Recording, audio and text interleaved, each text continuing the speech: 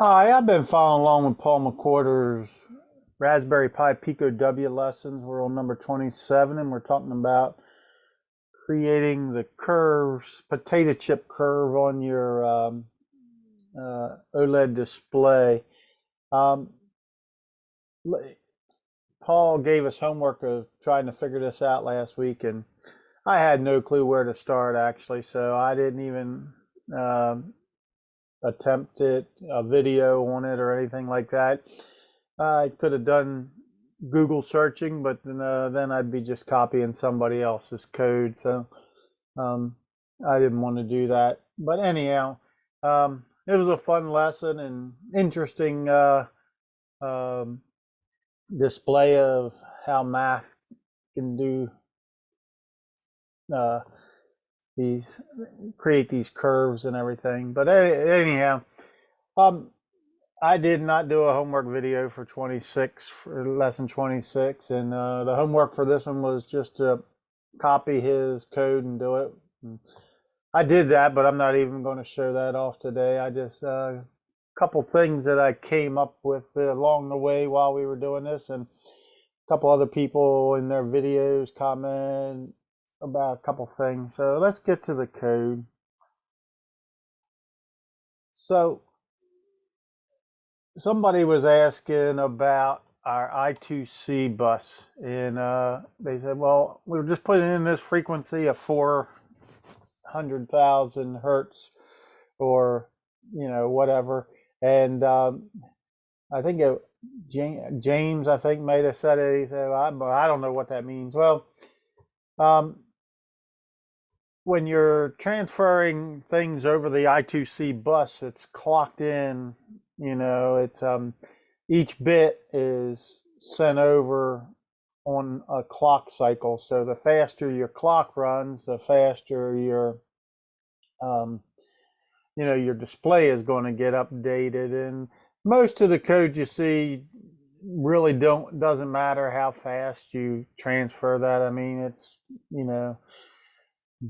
milliseconds at the most to get this thing up and running. So, if you're displaying text or whatever, it really doesn't matter. But I kind of took that. I said, well, that's a challenge that I can look into. And um, I did find a website. Let's see if I got it up here. So just Google searching I2C clock frequency. It started out at just 100 kilohertz and then later was increased to 400 kilohertz as a fast mode. And I think this information is a little old because it does tell you that there is a high speed mode that can go up to 3.4 megahertz and ultra high up to 5 megahertz. So I just really wanted to see what we could do with our I2C library on the Pico. So I know I'd seen some of them that had, well, let's just do the four. Another thing I did is I'm just using the built-in ellipse thing here and drawing a circle. And I'm just timing it in microseconds here, and it'll print out the microseconds. So let's just go ahead and run this.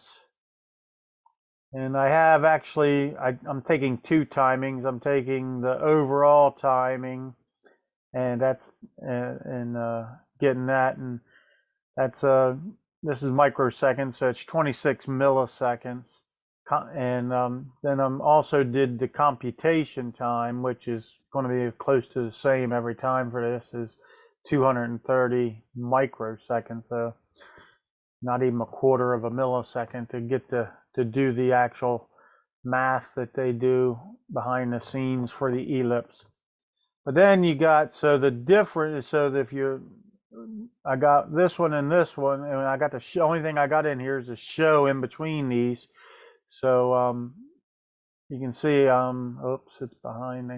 But anyhow, I'm just subtracting the two to get that. And so the transfer time, the total time minus computation time equals transfer time. So you can see at the 400 kilohertz that we're taking 26 milliseconds to transfer that over. So I'd seen some people do 800 kilohertz on here. So let's run that. And the last one was 26, so it goes down to 14. So they're not quite doubling the speed. When you double the clock, they're probably internal timings or something that's taking up time. But then this is the highest I've seen anybody do it, but that other one was talking about going all the way up to 3.4 megahertz. So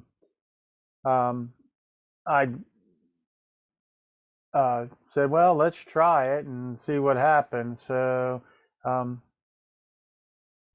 guess I should show the clock, the circle on the screen. You got your circle here. But if we go up to 3.4 megahertz and do it, I don't get an error in the program, but I get a really weird display. So I think the Pico can handle up to 3.4 megahertz, but the display can't. So I actually said, well, let's try 32. That's a nice power of 2 number that we can use. So we'll go up here. So we'll run it. And 32 megahertz actually transfers that over. So we were going from 400,000 to 3.2 megahertz. So this is an 8 times increase in what we can do with that. So it speeds up our program quite a bit. If you remember, at 400 kilohertz, it was at 26 milliseconds. Now we're down to 5.3 milliseconds. So even though we increased our clock speed by 8 times, we actually only probably increased our transfer speed by 5 times. But that's still a really good increase in speed, you know, especially if you want to do like animations on your screen and stuff like that. So I thought that was a very interesting thing. So you know, stretching the limits of your equipment when you go up to that. But the display I found the display, at least my display, can take up to 3.2 megahertz. So anyhow, so I also was looking around when he was doing his potato chip thing, and I don't even want to try to pronounce the L curve that he's got there, but Lisieux, I think, is how Paul pronounced it. I'd have never guessed that was what it was, but I guess it's French or something. Anyhow, I also found this website. I don't even know. Yeah, I got this up here. So one of the websites I came up with was on the curves and everything, and it uses the Python and the Trinket online setup to do this, and it's using turtle graphics, and it's where you can actually work online and draw stuff. So this is your Lisieux curve or whatever. So come up with an error. I don't know what happened there. X is not defined, so I must not. Something must be wrong there. I probably played with that one and it didn't. But you can see it brings up potato chips and your nodes and everything Paul was talking about on that. But decided to go down the page, and we have these things called rose curves. And one of my favorite Christmas presents as a kid was getting a spirograph. I said, these look a lot like spirographs. So I guess this code here is the code behind your the mechanical spirographs, where you got your gears, ring gear on the outside, and the gears on the different size tooth gears on the inside, and you can put your pen in certain places on the radius of it, and you get these designs. I can remember I played with that for quite a while. That was, you know, a lot of Christmas presents you get and you play with for a little while and you get tired of it. But I can remember using that for quite a bit, you know, drawing different things that kind of stuff interested me, and uh, I guess, like I said, the as a 10-year-old, the math behind it was way in my future and everything. But it's kind of strange. It's just two equations, and you can do this. And they talk about it that so if you got, they only got three curves here, but we can. I don't know whether it actually talks about it. It probably does. But anyhow, but you can get all these different curves by doing this thing, and um, so one of the things is if you have certain multiples here, if you have an odd number here, you're going to get your just a one lobe per number. And so you get 3, you got 5. But then when you put an even node, if you put a 2 or a 4, you're going to double. You're going to get your nodes are going to double. So this is a 12, but it actually has 24 nodes on it. And that was kind of fun. So it looked, like I said, they give it to you in this turtle graphics where you're just drawing your turtle graphics with it. And it was fairly easy. Like I said, it's just you got some variables, and then you got some just the equation down here. So it's fairly easy to transfer that to our MicroPython thing. So let's get to it. So I called it spirograph.py because you really only need two different, when I transferred it over to MicroPython, you really only need the A, which basically is your radius of the greatest radius of your curve. So that has to be, if you want it to fit on the screen, you gotta, keep that under 32 because, you got a 64 Y value, so you can't go over. I tried 32, but it actually went off the screen. So I guess maybe just the math, the rounding error of the math or something. And then K just is this constant that you're, the difference, because you're doing this one, you're doing cosine times cosine. This one you're doing cosine times sine to get your curves. So anyhow, and you're also on the turtle graphics, and I looked around, and you just do this around whatever number of times you need to do it. So if you're you might be drawing back over once your thing is finished. You might be just drawing back over it many times or whatever. And I've tried to figure out how you can figure out how many iterations you need to go through this, and then, or how to figure out when to stop. And I didn't see anybody that had a solution to that, but I didn't look too hard. And then we're just doing our T is our you're drawing these over a period of time, and you can change this depending on how many dots you need. The smaller this number, the it's I over 25. So the smaller this number, the farther apart the dots are. So if our dots get too far apart, we need to make this number bigger. So let's see, let me see. Well, we'll do that 1/3 in here. Or 3 in here, just to show it. Bring back up the camera. And we'll go ahead and run this. And if you see, it's copying over it. It's doing it 1,000 times. And so we're doing this 1,000 times. And I got the frequency at the max at 32,000, 3.2 megahertz. Because it takes a while to do that. And you can see it took 5 milliseconds. We're in milliseconds. I'm doing my timing in milliseconds. So this actually took 5.5 seconds to do it, to draw it. So you can imagine that when we had this down to 400,000, that it was taking 25 seconds or so, 26 seconds, I think, to draw all these.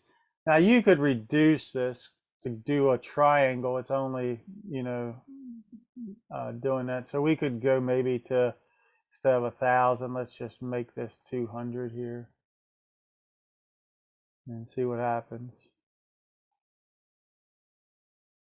And you see we still got our triangle. So we can reduce this back to our 400,000 here too, so you can see how much slower it's going to draw. You can actually see it drawing on that. You can see it copying over. Right.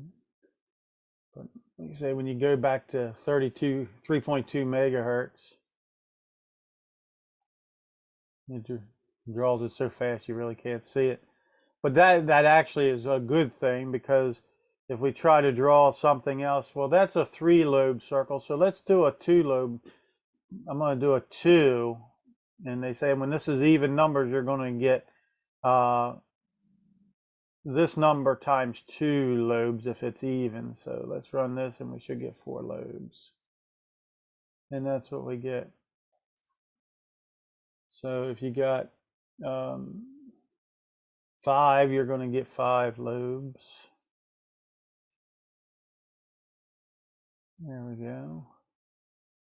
But then if you go to 6 lobes, and we're going to run out of drawing eventually because it's not going to be enough points to go over, enough iterations to go around. And that one did all right. I think that's just my camera, that line going across there. It's already done, you can see. Then we can make some really interesting ones. We'll probably have to go back up to 1,000 on this though, by putting in ratios here. So one of them was let's go 3/7.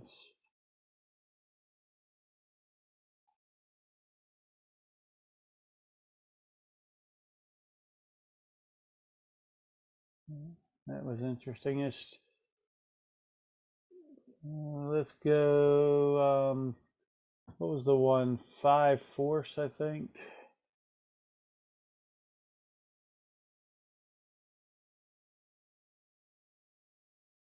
Kind of all these spirograph type things. And you can go up to like 7/13. Seems like you say, when you get prime numbers, of course you don't, a 1/4 or a 7/28 would be the same thing. So you don't want, have a reduce, because this is actually just doing the math division, but it's just kind of, you get just different ones. And so we did 5/4, so let's do 4/5, and you wonder, well, what's going to be the difference there? And it's a little different. So that was 5/4. So let's go back to 4. I mean, that was 4/5. Let's go to 5/4.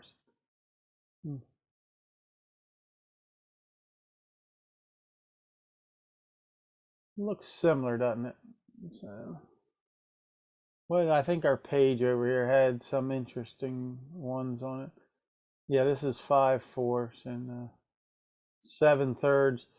When you do, let's do that. So we go back there. So if we do a 7 here,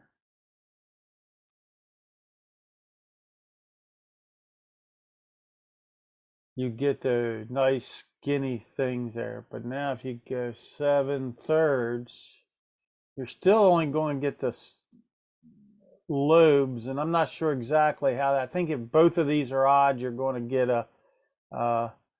that number of lobes. But if you make one of them even, then you're going to get double the number of lobes. So, but this should give us 7 lobes, but it's going to make the lobes a little fatter, I think. See how much fatter the lobes are on that one. So if we go to 7/5, the lobes should get a little bit fatter yet.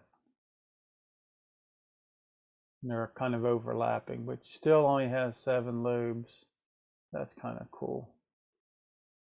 And but you can get all kinds of interesting things in here. So let's try 5/11.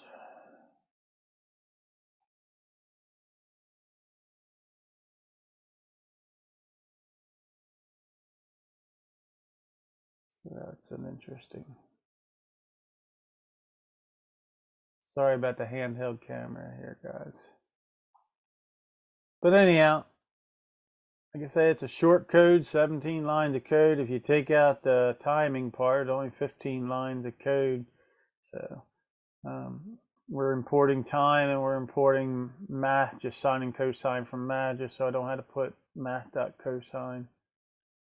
The reason that is because I just copied and pasted it from that other website. So, and you can see I hard coded the center positions, x is center 60, add an x plus 64 and y plus 32, so that ends up in the center. Anyhow, that's my semi homework or investigations into the homework of lesson 27. Thanks for watching. Have a great day, everybody, and thanks, Paul, for all you do. You're stretching our minds once again.